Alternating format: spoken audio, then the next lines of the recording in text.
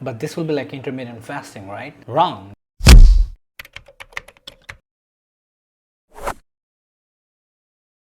Hey Titans, this is Minhaz Remo and Ramadan Kareem. Ramadan has started and I know most of you are worried about the progress that you have made so far at the gym. So today we're going to talk about how you can maintain your fitness and workout during this Ramadan. It mainly boils down to a few factors. First of all, whether you're fasting or not. Second, when you're planning on working out. And third, what your goal is.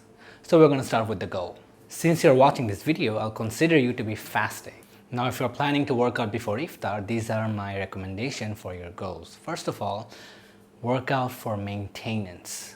Yes, do not go for any PR, any gains or losses during this time because first of all, you're going to be hungry, you're going to be tired, you're going to feel like crap all day. So what you can do is you can take the time to work on maintaining what you already built throughout the year because you're going to be very tired.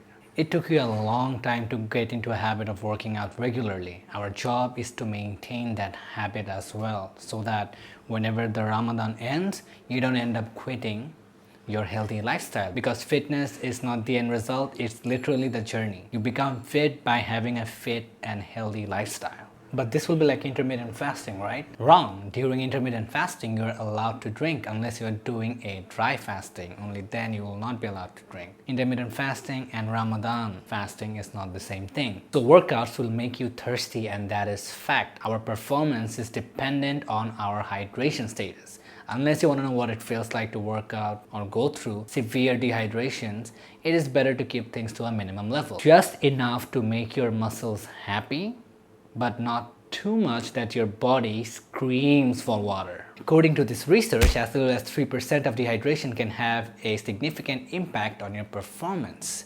Now, if you are an athlete, you gotta keep these factors in mind before you plan to work out during this Ramadan, especially in a fasted state. Google the effects of dehydration because if you're planning to push yourself too much, this is exactly what you're gonna be going through. My second suggestion for you is to work on the skills of weightlifting. Yes, skills with the Z. Now you know how important this is. Most of us do not put in enough time practicing the skills, the mechanics of any lifting. That's gotta change.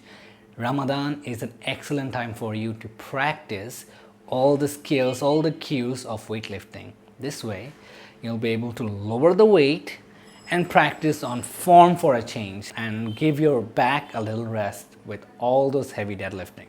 Oh shit, I'm gonna lose my gains! I used to be like that. Now, as a certified strength and conditioning coach, I spend a lot of time advocating and learning movements. This ensures proper learning of the mechanics and make the lifts much more safe, efficient, and optimal. Meaning your body will know how to fire the right muscles sequentially at the right time.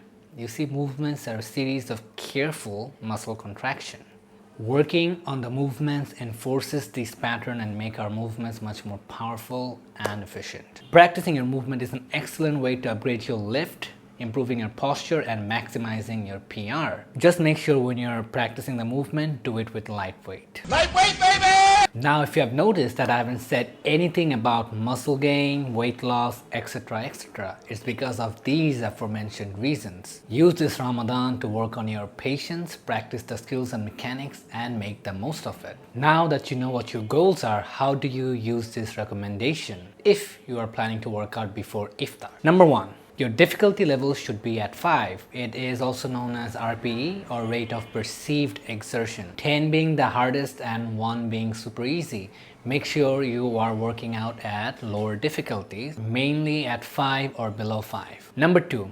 Use 50% of your usual weight, just enough to keep your muscles stimulated. Number 3, keep your workout duration to a minimum. See, I'm not giving you any hard numbers because difficulty level varies from person to person. Basically, you'll feel like you didn't work out and that is absolutely fine. We are not trying to reach for any PR or any kind of gain. We're just keeping our muscles. We are aiming for muscle maintenance. Working out 3 to 4 days a week will be enough. Now, if you want to work out every day and ignore the law of periodization where your body is given some time off to rest and recover, then make sure that you reduce the workout duration so that your body gets plenty of time to heal. So if you want to work more days a week, just reduce the time frame of every workout.